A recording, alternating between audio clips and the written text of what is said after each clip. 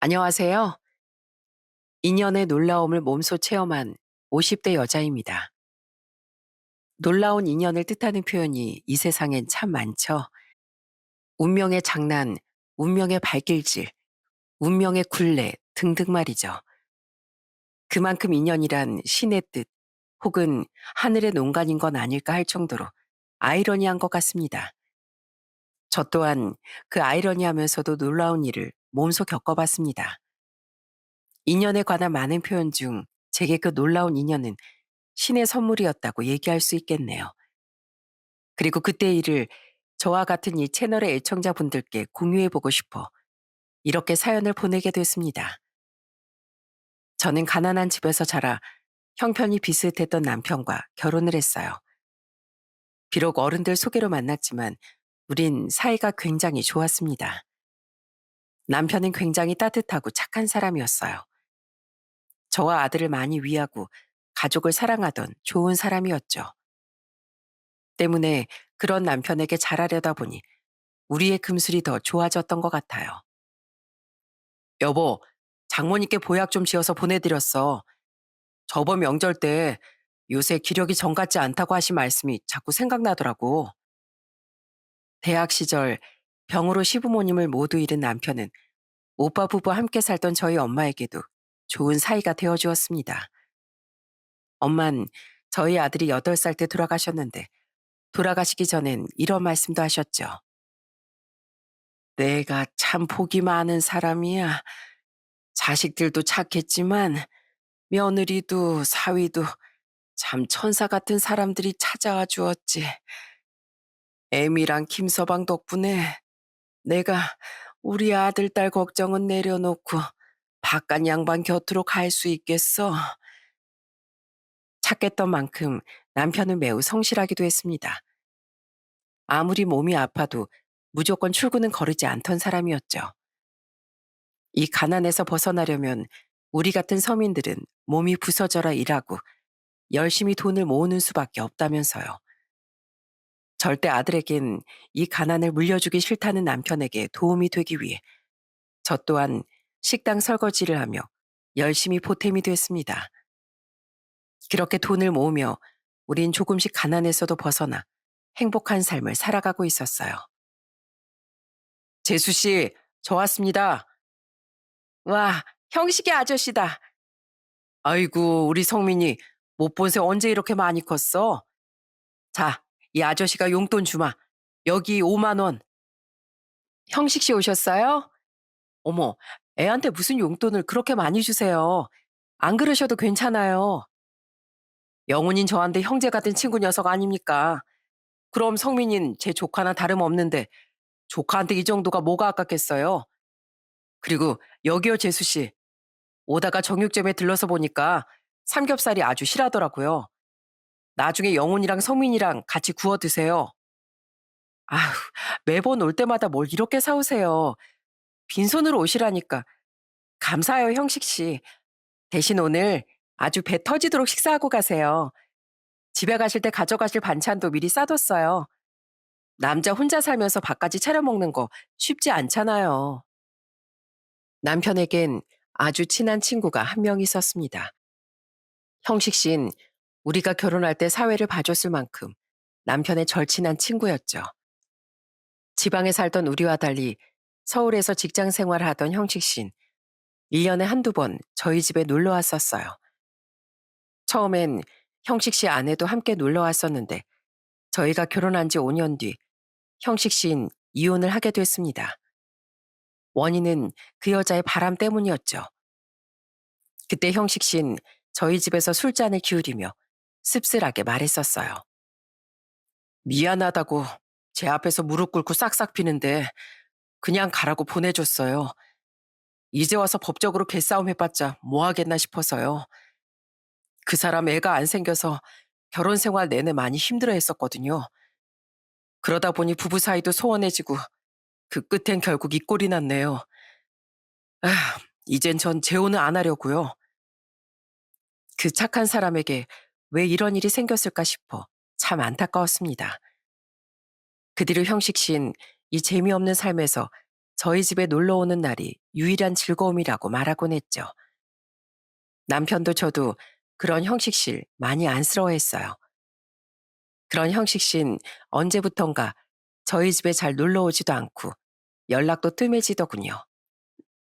여보, 요새 형식 씨한테서 통 연락이 없네? 당신이 먼저 전화해보지 그래. 얼마 전에 통화했어. 요즘 사는 게 바빠서 그랬다네. 그리고 무슨 사업에 뛰어들었다던데? 좀 덜 바쁜 시기가 되면 놀러 오겠다고 당신한테도 전해달래. 남편에게 형식 씨가 회사를 그만두고 사업을 시작했다는 소리를 듣고 우회다 싶더라고요.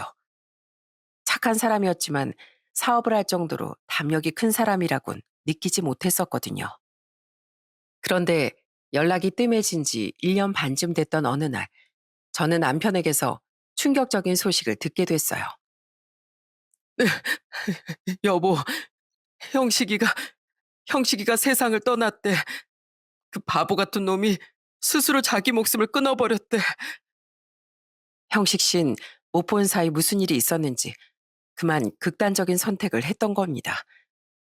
남편의 아들을 잠시 저희 오빠 집에 맡기고 서울의 장례식장으로 향하던 내내 눈물을 멈추지 못했어요. 그리고 함께 도착했던 형식 씨의 장례식장에서 저는 더욱 충격적인 사실을 알게 됐죠. 내 돈 내놔 이것들아. 그 도박 중독자 자식 나한테 빌려가고 안 갚은 돈이 얼만 줄이나 알아? 이보시 할아버지. 아들이 남의 돈 빌려가 놓고 무책임하게 도망쳤으면 할아버지라도 우리한테 그 빚 갚아줘야 하는 거 아닙니까? 제발 이러지 마세요.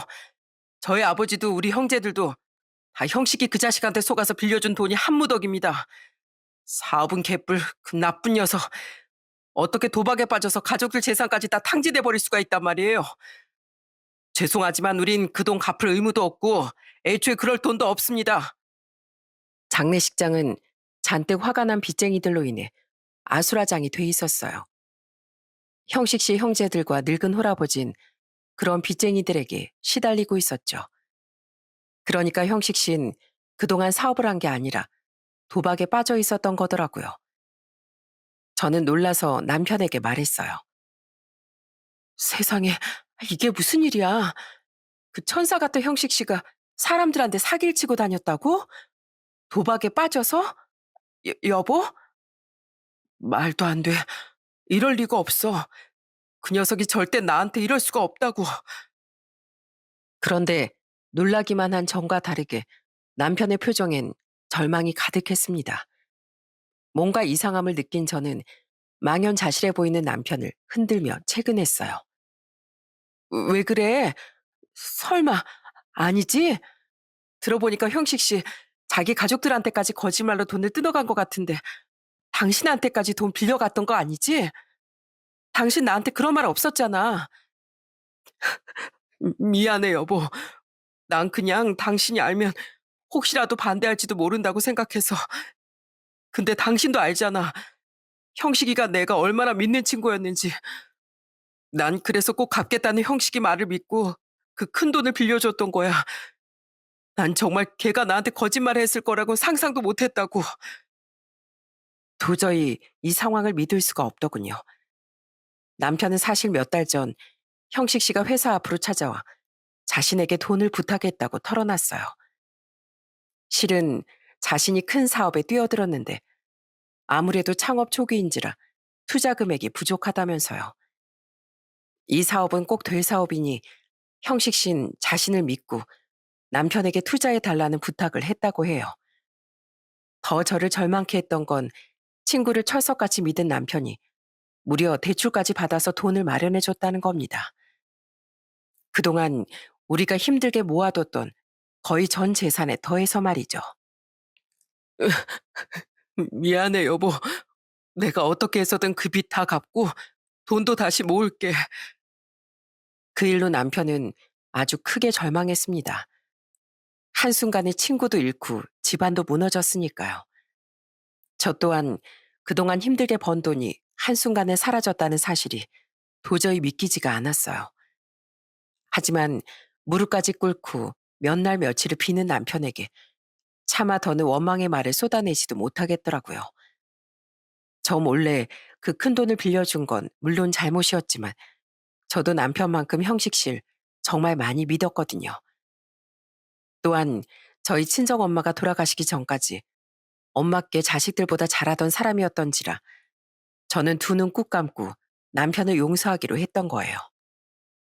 엄마, 우리 이제 여기서 살아요? 어, 이제부터 여기가 우리 집이야. 비록 집은 좁아졌지만 좀 좁아졌으면 어때? 우리 세 식구가 이렇게 함께 살고 있다는 게 중요하지. 그렇지, 우리 아들? 우린 빚을 갚기 위해 방 3개짜리 전셋집에서 나와야 했습니다. 우리가 이사한 집은 방 하나, 거실 겸 주방 하나가 끝이었던 낡은 빌라 전셋집이었어요. 당시 11살이었던 아들에게 하나뿐인 방을 내어주고 우리 부부는 거실에서 생활하기로 했죠. 하지만 그럼에도 불구하고 아직 우리에겐 남은 빚이 많았습니다. 때문에 저는 식당 일이 끝나면 집에서도 각종 부업을 쉬지 않고 돈을 벌었어요. 미안해, 여보. 평생 가난한 집에서 힘들게 산 당신, 이젠 호강하면서 살게 해주고 싶었는데 많이 힘들지? 됐어. 젊었을 때 고생이야 사서도 한다잖아. 난 괜찮으니까 당신이야말로 몸 좀 챙기면서 다녀. 돈 아낀다고 끼니 거르지 말고. 알았지? 우리 힘내자. 우리 성민이를 위해서. 아자, 아자. 남편 또한 자신의 잘못을 만회하겠다며 저보다 훨씬 열심히 돈을 벌었습니다. 회사가 끝나면 대리운전을 새벽까지 뛰었고 틈날 때마다 일용직 일까지 나가곤 했죠. 저는 돈도 돈이지만 이러다 남편이 쓰러지기라도 할까봐 걱정됐어요. 때문에 그런 남편을 말리기도 해봤지만 남편은 막무가내더군요. 그리고 친구를 잃고 집안도 주저앉혔다는 죄책감과 그 뒤 무리하면서 산 삶은 결국 남편을 집어 삼켜버렸죠. 그러니까 내가 제발 일 좀 쉬엄쉬엄 하라고 했지. 이게 뭐야. 이제 어떡할 거야, 당신. 남편은 형식 씨가 세상을 떠난 지 5년 만에 췌장암 말기 판정을 받았습니다. 그리고 판정과 동시에 남편은 시한부 선고를 받았죠. 이제 막 겨우 빚만 다 갚은 지 얼마 안 됐던 어느 날의 말입니다. 그 뒤 남편은 결국 4개월도 더 살지 못하고 형식 씨 곁으로 가버렸어요. 저와 당시 16살이었던 아들에게 미안하다는 말을 쉴 새 없이 남긴 뒤에 말이죠. 미안해, 여보. 빚만 다 갚았지. 아직 우리 수중엔 한 푼도 없잖아. 난 당신하고 성민이한테 가난만 남기고 가는 죄인이야. 이런 날 용서하지 마. 아니야. 그런 말 하지 마. 당신은 돈보다 더 큰 걸 우리한테 많이 줬잖아. 아빠랑 남편으로서의 애정 말이야. 여보, 난 당신을 만나서 너무 행복했어. 물론 고생을 좀 하긴 했지만 난 다시 태어나도 당신이랑 결혼할 거야. 당신은 내가 만난 사람 중에 가장 다정하고 착한 사람이고 그래야 우리 성민이를 또 만날 수 있을 테니까. 저는 고생만 하다 떠나는 남편의 마음을 편하게 해주고 싶었습니다. 때문에 새어나오려는 눈물을 애써 참으며 남편에게 따뜻한 말만을 건네주었죠. 그렇게 저는 남편과 영영 이별을 하게 됐어요. 엄마, 괜찮으세요? 오늘은 제가 옆에서 같이 잘게요. 혼자 주무시면 평생 같이 주무셨던 아버지 생각이 더 나실 거잖아요. 남편을 보낸 뒤 저는 이 세상이 끝난 듯이 오열했습니다. 오만 가지 감정이 다 들어서 말이죠. 누구보다 열심히 살았건만 너무 고생만 하다 갔던 남편에 대한 연민, 너무 이른 나이에 아빠를 잃은 아들에 대한 안쓰러움, 마찬가지로 너무 일찍 과부가 된 내 스스로에 대한 불쌍함. 가진 건 낡아 빠진 전셋집 하나밖에 없는데 앞으로 아들과 둘이 어떻게 살아가지 하는 막막함 등이 한꺼번에 밀려와 쉴 새 없이 절 괴롭혔어요. 그리고 그때 의젓하고 착했던 아들은 엄마인 저를 많이 위해 주었습니다. 자신도 견딜 수 없을 만큼 슬플 텐데 말이죠. 그런 아들을 보며 저는 이를 악물고 다시 힘을 내서 살아가기 시작했습니다. 그래, 박선영. 사람 인생이 마냥 불행하기만 하라는 법 있어?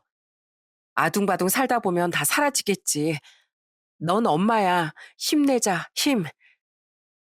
제가 아들의 엄마라는 사실이 사실상 저를 다시 살게 한 거예요. 그때부터 전 식당 일을 그만두고 호텔 객실 청소 일을 시작했어요. 그 일이 식당 일보다 보수가 더 좋았거든요. 아들은 머리가 좋았던 남편을 닮아 또래보다 공부를 잘했습니다. 그런 아들을 좋은 대학에 보내기 위해 저는 열심히 일하며 아들의 학원비와 생활비를 벌었죠. 물론 몸은 고되고 힘들었지만 아들을 생각하면 힘이 불끈불끈 솟았어요. 엄마, 많이 힘드시죠? 조금만 기다려주세요. 제가 좋은 대학 가고 꼭 좋은 직장 얻어서 엄마 꼭 호강시켜 드릴게요. 아이고, 시원하다. 호강이 뭐 별거니? 이렇게 자식이 엄마 힘든 거 알아주고 매일 저녁 어깨도 주물러 주는 게 바로 호강이지. 항상 고맙다, 우리 아들. 아들은 좋은 머리와 착한 성품뿐 아니라 생김새마저 남편 판박이었어요. 한 해 한 해 지나고 20살에 가까워질수록 아들은 남편과 완전히 붕어빵이 되어갔어요. 오죽했으면 친척들과 남편을 기억하던 동네 사람들 몇몇까지 아들을 보며 놀라곤 했죠. 야, 아이 성민이 넌 어쩜 이렇게 잘할수록 네 아버지랑 똑같이 생겨지냐? 넌 조금만 더 잘하면 네 아버지가 살아 돌아왔다고 해도 사람들이 깜빡 속겠다. 아들이 잘 자라주는 모습을 보며 너무 뿌듯했지만 한편으론 가끔씩 가슴이 미어지기도 했습니다. 너무 일찍 하늘이 데려간 남편 생각에 슬픔이 사무쳐서 말이죠. 그럴 때마다 저는 아들 몰래 화장실에서 세수하는 척을 하며 눈물을 씻어내곤 했어요. 그리고 그때마다 우리 아들은 고생만 하다 떠난 남편 대신 꼭 행복하게 살기를 바라곤 했죠. 엄마, 저 합격했어요. 이제 저도 당당한 대학생이에요. 이게 다 엄마 덕분이에요. 시간이 흘러 아들은 기특하게도 서울에 있는 대학교에 합격했습니다. 자식이 잘된 모습을 보니 그동안 제가 고생했던 모든 것에 대해 다 보상을 받는 것 같더라고요. 저는 기특하고 자랑스러운 마음에 아들을 백화점에 데려가 정장을 한 벌 사주기도 했어요. 엄마, 이건 너무 비싸요. 우리 좀 더 저렴한 매장으로 가요. 아니면 우리 그냥 맛있는 밥이나 한 끼 먹고 들어가면 안 돼요? 엄마 돈도 없으시잖아요. 전이럼 멋들어진 정장 아직 입을 일도 없어요. 그래도 남자가 어른이 됐으면 정장 한 벌쯤은 있어야 돼. 그래야 결혼식에 가든 장례식에 가든 격식을 차릴 수가 있지. 엄마가 우리 아들 어른 되면 꼭 정장 한 벌은 사주고 싶었어. 제가 사준 정장과 구두를 신고 어색하게 서 있던 아들의 모습을 보니 저도 모르게 눈물이 났습니다. 생전 늘 넥타이를 메고 회사에 출근하던 남편의 모습이 겹쳐 보여서요. 평소 아들 앞에서 절대 눈물을 보이지 않던 저였지만 그날만큼은 마음 놓고 실컷 흐느꼈어요. 제 눈물을 보고 놀란 아들에게 이렇게 말하면서요. 이건 슬퍼서가 아니라 잘 자라준 네가 기특해서 흘리는 눈물이란다. 눈물이 날만큼 감동적이고 기뻐서 나는 눈물이니 걱정하지 않아도 괜찮아. 이젠 부모님도 남편도 없는 제게 아들은 제 전부나 다름없었습니다. 이후 아들은 당당히 서울의 한 대학에 입학했어요. 그런데 성격도 얼굴도 쏙 닮았다 보니 운명조차 닮게 됐던 걸까요? 한 학기를 마치고 방학을 맞이한 아들은 고륙종이라는 암 판정을 받고 말았어요. 고륙종이요? 우리 아들이요? 네, 이게 뼈에 생긴 암이라고 생각하면 쉬워요. 그리고 아드님처럼 늦은 성장통이겠거니 하면서 증상을 대수롭지 않게 여기다 뒤늦게 병원에 오는 10대나 20대 초반 환자도 많아요. 아드님은 허벅지 아시죠? 대퇴부 쪽에 고륙종이 발생했어요. 아들은 그 즉시 학교를 휴학하고 서울의 대형 병원에 입원했습니다. 우선 선항암치료를 몇 회 받은 뒤 수술을 진행하기로 했죠. 저는 아들을 간병하기 위해 당시 일하던 호텔을 그만뒀어요. 임시 대체 인원이 없다는 문제로 휴직이 불가능하다기에 하는 수 없이 사표를 낼 수밖에 없었죠. 아들의 첫 등록금을 내고 월세방 보증금까지 마련해 주느라 당장 가진 돈이 별로 없었지만 암에 걸린 아들을 어떻게 혼자 둘 수 있었겠어요. 물론 간병인을 구할 수도 있었지만 저는 엄마로서 아픈 아들의 곁에 있어주고 싶었습니다. 남편을 암으로 잃어봤으니 아마 제 안엔 불안함이 더더욱 컸던 것 같아요. 엄마, 제 자취방에서 주무시라니까 왜 자꾸 불편하게 여기서 주무세요? 이러시면 제 마음이 더 안 좋아요. 우리 아들 옆에 더 붙어 있고 싶어서 그러지. 저는 아들의 병원과 아들이 살던 대학 근처 자취방을 왔다 갔다 하며 아들을 간병했습니다. 아들은 2개월간의 짧은 항암 치료를 마친 뒤 수술을 받았어요.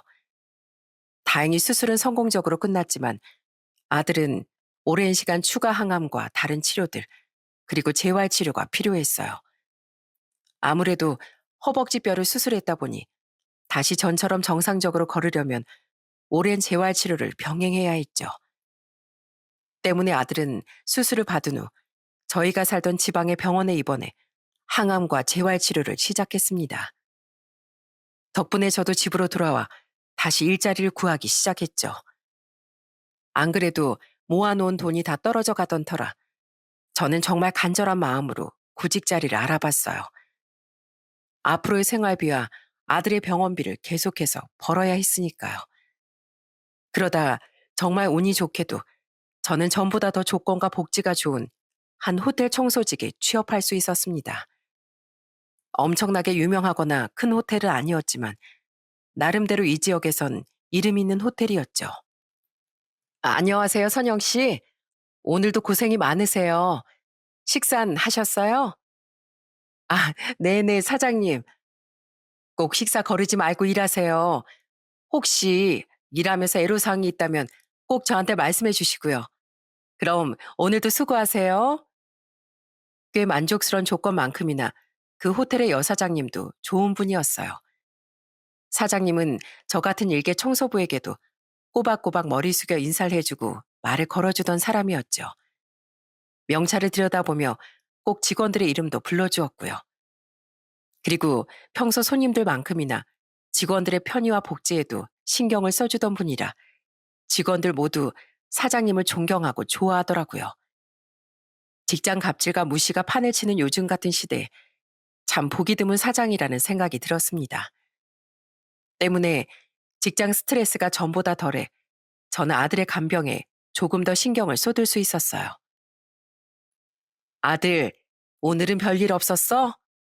별일은요. 병원 생활이 다 똑같죠 뭐. 그건 그렇고 오늘은 집에 가서 좀 쉬시라니까 또 오신 거예요? 이러다 엄마까지 병나시겠어요. 그럼 죄송해서 제가 엄마 얼굴을 어떻게 봐요. 제발 오늘은 그냥 집으로 돌아가서 쉬세요. 제가 엄마한테 힘이 되어드려야 하는데 오히려 제가 이렇게 아파서 너무 죄송해요. 저는 일이 끝나면 무조건 아들에게 달려갔습니다. 당시 제게 집은 거의 잠만 자는 숙소였죠. 그러다 쓰러진다는 아들의 간곡한 애원 때문에 전 어쩌다 한 번씩만 집에서 쉬는 시간을 가졌어요. 하지만 아픈 자식을 둔 부모가 어떻게 편히 쉴 수가 있었겠습니까? 저는 집에서 쉴 때나 일을 하던 중간중간이나 불쑥불쑥 차오르던 눈물을 흘려보냈어요. 아들이 마음 아파할까봐 아들 앞에선 항상 웃어버릇하다 보니 뒤에선 자꾸 눈물이 북받쳐 올랐던 거죠. 그리고 제 인생에 큰 선물이 찾아왔던 그날도 저는 일을 하다 말고 아들 생각에 또 눈물을 짓게 됐어요. 일을 하던 중 아들에게 걸려왔던 전화를 받고 말입니다. 엄마, 일하고 계세요? 그래, 무슨 일이니? 그냥요, 점심은 드셨나 해서요. 엄마 걱정돼서 전화했어? 기특하네, 우리 아들. 엄만 밥 먹었어. 그리고 요즘 아프다는 허리는 좀 어떠세요? 아이고, 아이, 성민이 너 그것 때문에 걱정돼서 전화한 거구나? 내가 네 앞에서 괜히 허린 두드려가지고 엄마 괜찮아. 끄떡없어. 죄송해요, 엄마. 제 앞에서 아프다는 말까지 참으시게 만들어서요. 평생 고생하신 엄마께 도움되는 아들이 되고 싶은데 제 자신이 너무 못난 아들처럼 느껴지네요. 제가 빨리 다 나아야 엄마가 덜 힘드실 텐데. 또 그런 소리 한다. 내가 난 내 자식인데 당연히 내가 책임져야지. 넌 그런 소리 말고 얼른 낳을 생각이나 해. 사내 자식이 그렇게 자주 울면 나중에 시집 오겠다는 색시도 없겠다 얘. 엄마 얼른 다시 일하러 가야 하거든. 그러니까 푹 쉬고 있어 우리 아들. 이따 만나자. 저는 저를 걱정하며 흐느끼던 아들의 목소리에 황급히 전화를 끊었습니다. 가뜩이나 힘들어하던 아들 앞에서 절대 우는 모습을 보이고 싶지 않았으니까요.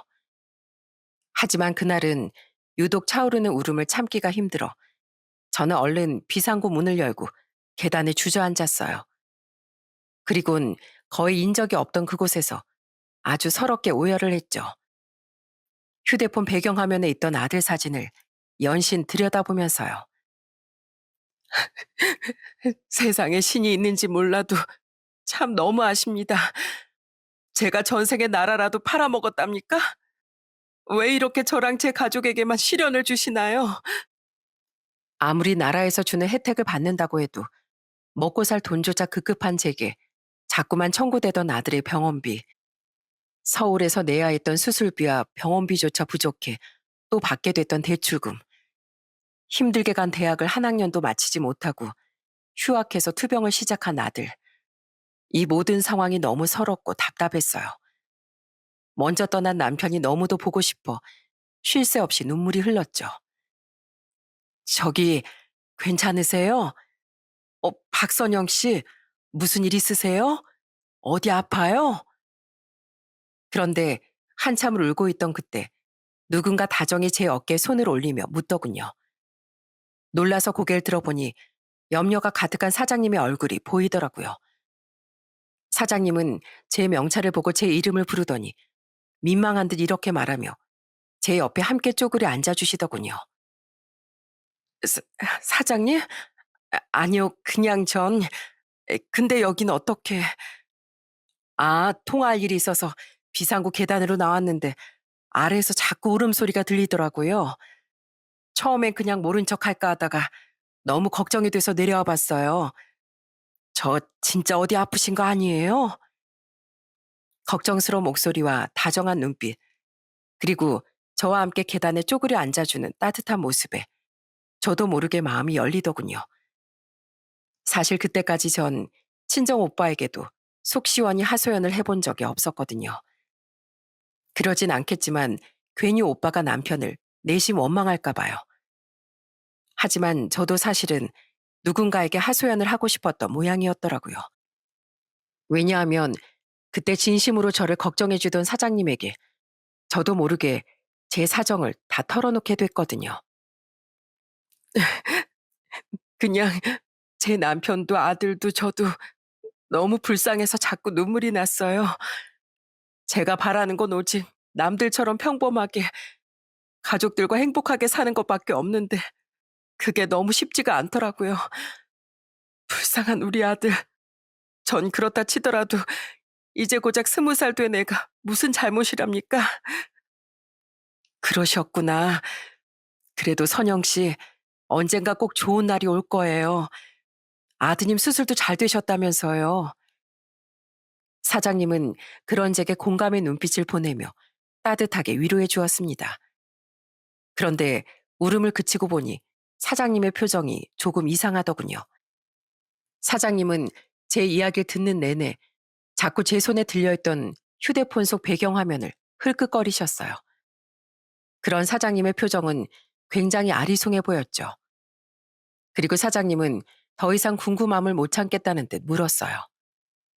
근데 그 배경화면 속 애가 선영 씨 아들인 거 맞죠? 네, 맞아요. 이상하다. 선영 씨 아드님 얼굴이 제가 아는 사람하고 너무 닮아서요.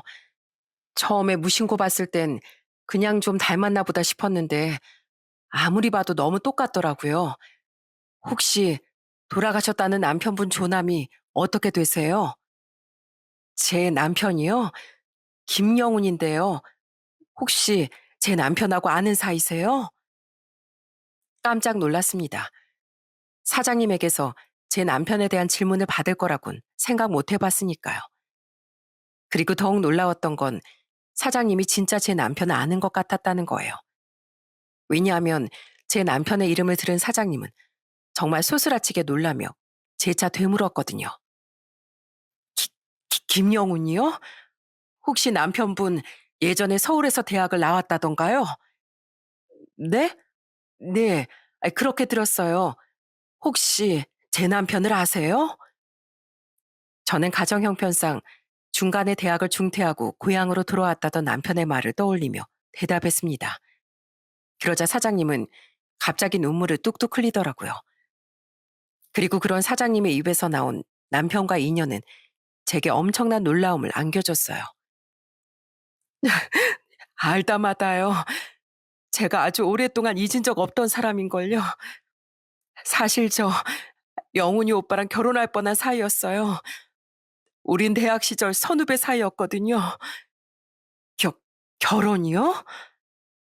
세상에 그냥 남편과 대학 선후배 사이였다고 해도 놀라울 판에 전 여자친구라니요. 그것도 나이가 50대인 사람이 한 번도 제 남편을 잊은 적이 없다니 이게 대체 무슨 일인가 싶더라고요. 사장님은 놀라워하는 제게 눈물을 닦으며 남편과 인연에 대해 설명해 주기 시작했어요. 아니, 오해는 하지 마세요. 지금껏 제가 그 사람을 마음에 두고 살았다는 게 아니니까요. 제가 남편분을 못 잊었다는 건 평생 그 사람한테 품고 산 죄책감 때문이었어요. 죄책감이요? 네. 1년 선후배 사이였던 우린 같은 고향 출신이라는 공통점 때문에 많이 친해졌었어요. 그러다 제가 그 사람 인품에 홀딱 반해서 엄청 쫓아다니다가 사귀게 됐죠. 우리 남편분이 대학을 중퇴하고 고향으로 돌아가고 나서도 서로 취업을 한 뒤에도 쭉 장거리 연애를 이어갔어요. 그러다 서로 이 사람 아니면 안 되겠다 싶어서 결혼을 약속했는데 저희 부모님이 그 사람을 심하게 반대하신 거예요. 집안 차이가 너무 난다면서요. 사장님 집은 이 지역에서 나름대로 방기 좀 낀다던 재력가였다고 합니다. 반면 제 남편은 처음에 여러분께 말씀드렸다시피 아주 가난한 집 아들이었죠. 두 사람은 사장님 부모님의 반대를 이미 예상하고 제 시부모님께 교제 사실을 알리기 전 먼저 사장님의 부모님께 결혼 허락을 맡으러 갔다고 해요.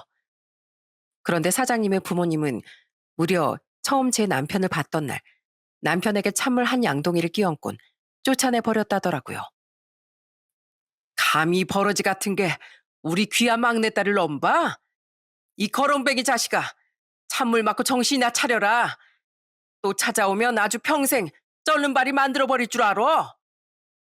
하는 엄청난 악담과 함께 말이죠. 하지만 사장님과 결혼할 의지가 확고했던 제 남편은 무려 몇 달을 사장님의 부모님 집에 찾아가 결혼 허락을 구했다더군요. 그 사람한테 정말 너무 미안했어요. 하지만 그땐 저도 어렸을 때라 그 사람의 희생에 부모님이 져주길 기대했던 거예요.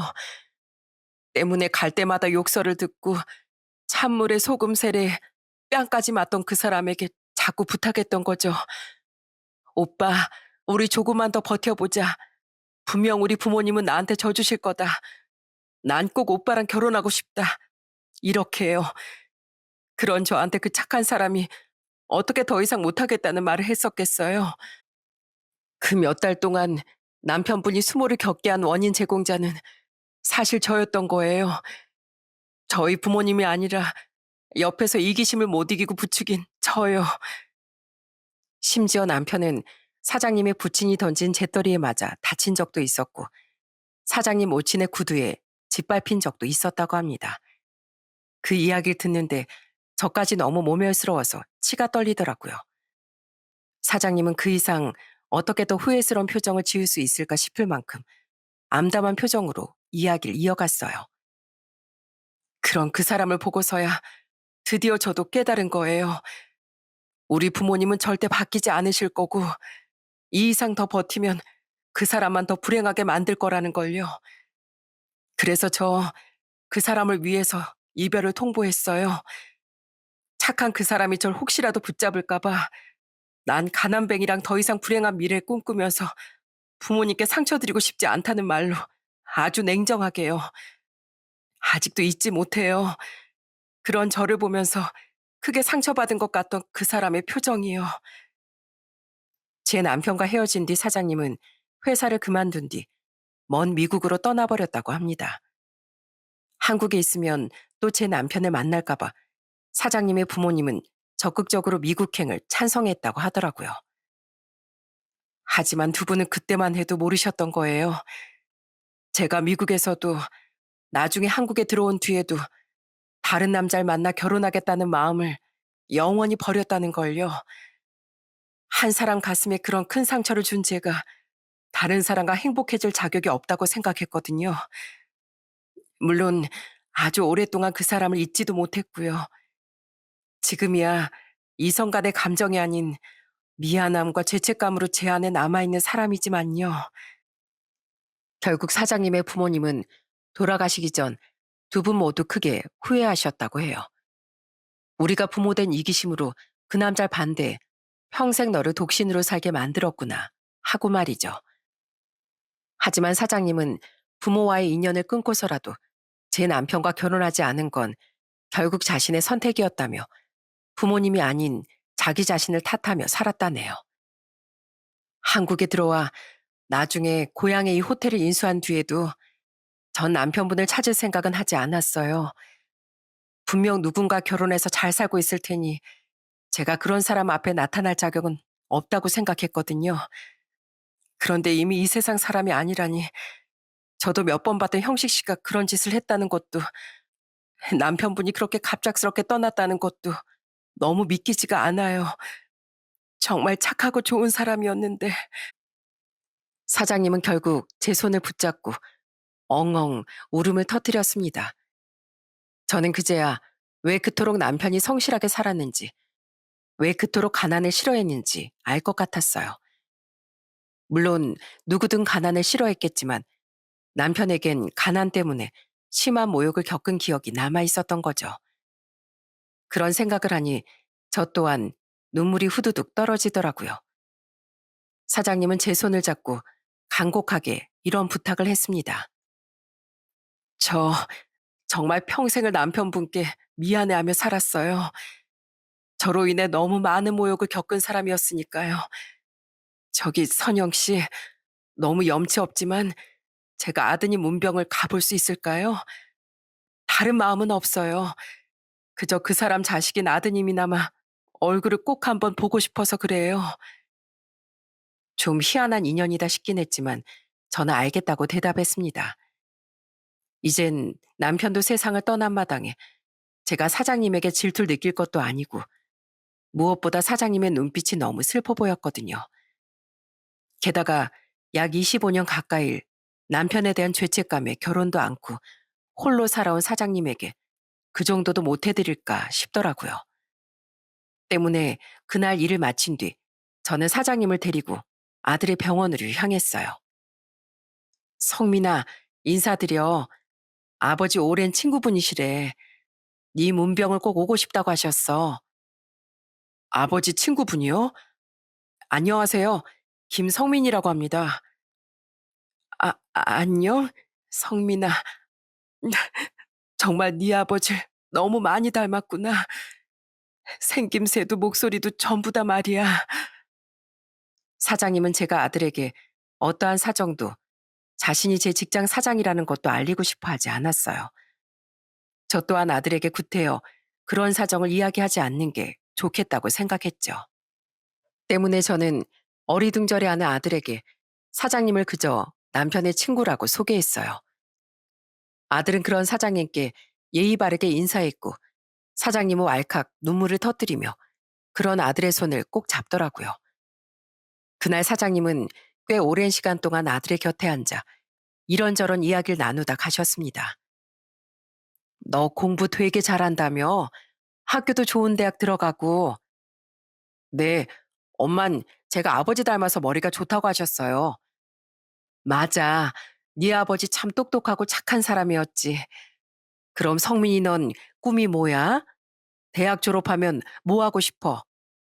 전 그냥 월급 많이 주는 큰 회사 들어가고 싶어요. 그래서 저 때문에 너무 많은 고생을 하신 저희 엄마 꼭 호강시켜드리고 싶어요. 좋은 아파트도 마련해드리고 평생 엄마 제가 모시고 살려고요. 그러려면 제가 우선 나아야 하는데 잘 이겨낼 수 있을까 걱정이에요. 지금은 괜찮다고 하더라도 나중에 재발될까 봐 너무 무섭거든요. 저희 엄마한텐 저밖에 없으니까요. 당연히 이겨낼 수 있지. 내가 재발 같은 건 옆에 오지도 못하게 해달라고 매일 밤마다 기도해 줄게. 넌 참 성격도 네 아버지를 닮아서 선하고 따뜻하구나. 사장님은 자신의 기억 속 20대였던 제 남편의 모습을 제 아들을 통해 들여다보고 있는 것 같았습니다. 그날 사장님은 병원을 나와 제 손을 잡고 고맙다는 말을 하셨어요.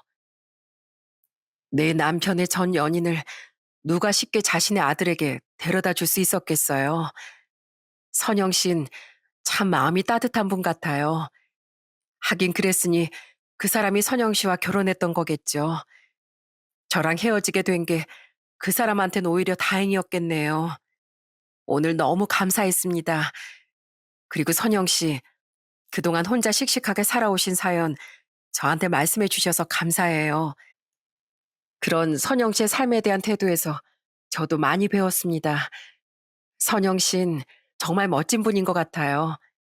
그럼 다음에 또 봬요. 그렇게 우린 멋쩍은 인사를 하고 헤어졌습니다. 그리고 그날로부터 이틀 뒤 사장님은 일이 끝난 저를 잠시 호텔 근처 카페로 부르셨어요.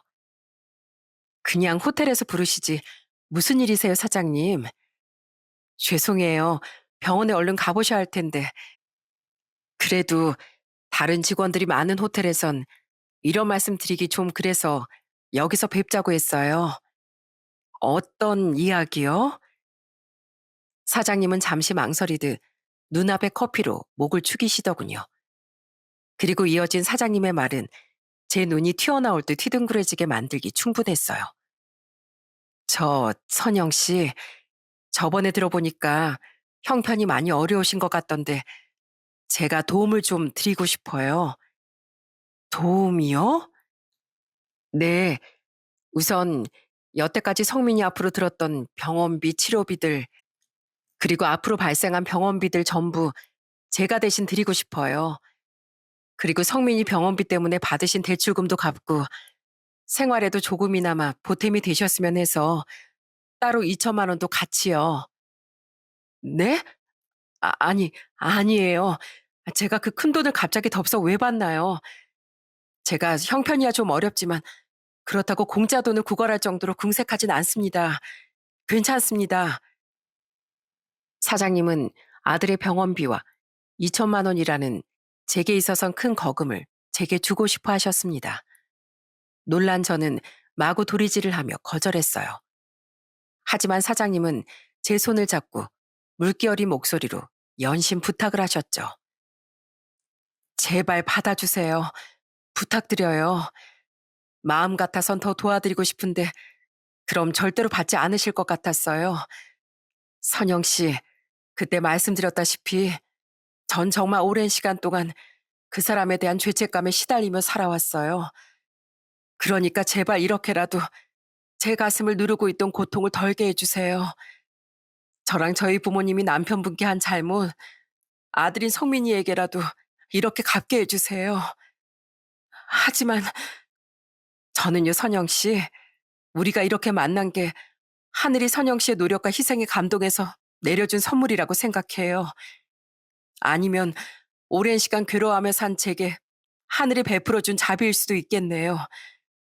우리의 만남으로 인해 선영 씨는 조금이나마 힘듦을 덜어내고 저는 속죄할 수 있는 기회를 얻게 됐으니까요. 선영 씨, 저는 속죄도 속죄지만 20대 시절에 그 사람에게 정말 많은 것을 받았었어요. 그것들을 자식인 성민이에게나마 이렇게 갚는 거예요. 선영 씨, 그동안 혼자서 힘들게 버티느라 정말 고생 많으셨어요. 선영 씨는 정말 훌륭한 어머니예요. 그 말에 그동안의 제 고단함이 와르르 녹아내리는 기분이었어요. 누구에게 말도 못하고 홀로 감당해내야 했던 엄마로서의 고달픔을 말로나마 누군가에게 인정받는 것 같았거든요. 게다가 그런 사람이 제 짐을 그렇게 덜어준다고까지 하니 안도감과 감사함, 그 외에도 수많은 감정이 제 눈물샘을 자극하더라고요. 저는 결국 눈물을 쏟아내고 말았어요. 감사합니다, 사장님. 이 은혜 평생 잊지 않겠습니다. 정말 감사합니다. 은혜는요, 오히려 제가 갚는 거라니까요. 왜 울고 그러세요? 저까지 또 눈물 나잖아요. 마음 따뜻한 사장님은 그런 제 손을 잡고 함께 눈물을 터뜨렸습니다. 그렇게 50대 두 여잔 그날 서로의 손을 맞잡고 오래도록 눈물을 흘리다 결국 마지막엔 피식 웃음을 터뜨리고 말았어요.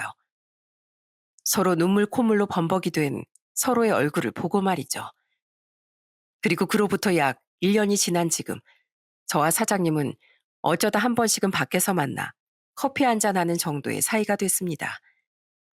구태여 호텔이나 남편의 얘기를 하진 않지만 우리 만나면 꽤 시간 가는 줄 모르고 수다를 떨곤 해요. 성민인 요즘 잘 지내요? 네, 사장님 덕분에요. 한번 크게 아프고 나니까 새 삶이 시작된 것 같다면서 얼마나 공부도 교우 관계도 열심인지 몰라요. 다행이네요. 병원에 누워서 축 처져 있던 게 엊그제 같은데 벌써 다시 복학을 했다니 시간 참 빨라요. 그죠? 그나저나 전 요새 언니랑 오빠들 때문에 환장하겠어요. 아니, 이제 나이가 50대 중반이 된 동생을 왜 아직도 시집을 못 보내서 안달인 거예요? 난 혼자가 편하다고 해도 도무지 이 사람들이 말을 안 들어요. 부모님 돌아가시고 나선 결혼 독촉 안 당할 줄 알았는데 이 아줌마 아저씨들이 완전 복병이었다니까요. 아니, 노처녀가 대체 어때서요? 안 그래요? 가족한테 시달림 당하는 건 이 과부도 마찬가지네요. 저희 오빠랑 세연이가 슬슬 재혼하는 게 어떻겠냐고 사람을 얼마나 떠보는지 몰라요. 애도 이제 다 컸고 병도 나았으니까 이제 네 삶을 찾으라나 뭐라나. 전 지금 이대로가 너무 좋은데 말이에요. 역시 선영 씨랑은 대화가 너무 잘 통해. 아무리 생각해도 우린 꽤 잘 맞는 것 같아요. 우린 꽤나 사적인 잡담을 나누며 시간을 보내곤 합니다. 그렇게 사장님과 조금씩 가까워져 보니 이런 말 하는 게 좀 웃기지만 왜 남편이 그토록 사장님을 좋아했었는지 알 것 같더군요. 인간적이고 선하면서도 50대 중반인 이 나이까지도 사람이 참 사랑스럽더라고요. 저는 이렇게 우연찮게 만난 소중한 인연을 오래도록 유지하고 싶어요. 그리고 그때 받은 감사함에 대한 보답을 꼭 할 수 있도록 열심히 돈을 모으려고 해요. 물론 사장님은 절대 받으시지 않으려고 할 테지만 은혜를 입었으면 갚는 것이 응당 사람된 도리라고 생각하니까요. 마지막으로 저희 아들은 다행히 아직까진 재발 없이 많이 건강해진 상태입니다. 비록 다리가 완전히 정상화되진 않았지만 이젠 보조기구 없이도 거동이 제법 원활해져 아들은 이번 학기엔 복학도 할 수 있었어요. 지금 아들은 서울에서 학교를 다니며 한 번씩 재활치료와 추적 검사를 받고 지내고 있죠. 그러면서 아들은 언제 우울해했었냐는 듯 엄마, 전 이제 세상 어떤 불행이 닥쳐와도 다 이겨낼 수 있을 것 같아요. 그러니까 조금만 기다리세요. 아무리 세상이 방해해도 저는 꼭 이겨내서 엄마 호강시켜 드리면서 살 거니까요. 하고 큰 소리를 뻥뻥 치곤 합니다. 그렇게 건강해진 아들의 목소리에 저는 안도의 눈물을 찔끔거리곤 해요. 그리고 진실한 염원을 담아 아들에게 이렇게 대답해주곤 하죠. 엄만 늘 말하지만 호강 같은 건 안 바래. 그저 엄만 네가 몸 건강히 네 인생만 잘 살아주면 돼. 그게 바로 진정한 효도야. 건강하게 병을 이겨내줘서 진심으로 고맙다 우리 아들. 한때 저는 세상을 많이 원망했었습니다. 왜 자꾸 나와 내 가족에게만 이런 시련이 찾아오나 싶어서 말이죠. 하지만 그 힘든 시기에 선물처럼 나타나 큰 도움까지 주신 사장님 덕에 저는 다시 씩씩하게 살아갈 힘을 많이 얻었던 것 같아요. 때문에 저는 앞으로 사장님처럼 다른 사람에게 힘이 또는 희망이 돼줄 수 있는 사람이 되고 싶습니다. 물론 사장님께도 언젠가 꼭 보답을 할 거예요. 하지만 그것과 별개로 사장님께 받은 은혜를 다른 힘든 이들에게 돌려주는 것, 그렇게 선한 영향력이 세상에 돌고 돌게 하는 것, 그것이 바로 사장님이라는 선물을 제게 보내준 세상에 대한 보답이라고 생각해요. 그렇게 세상이 더 이루어지는 일에 대해 조금이라도 힘을 보탤 수 있다면 참 의미 있는 삶이 될 거라고 생각합니다. 그럼 저는 여기서 이야기를 마쳐볼게요. 함께 해주신 여러분 모두 감사합니다.